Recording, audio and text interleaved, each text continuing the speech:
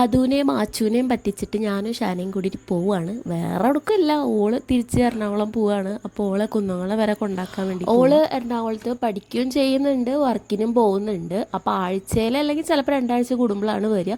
വരുമ്പോൾ ഞാൻ ഇവിടെ ഉണ്ട് വെച്ചെങ്കിൽ അവളെ ഡ്രൈവർ ഞാൻ തന്നെ ആയിരിക്കും കൊണ്ടാക്കാൻ വേണ്ടിയിട്ടും കൊണ്ടുവരാൻ വേണ്ടി.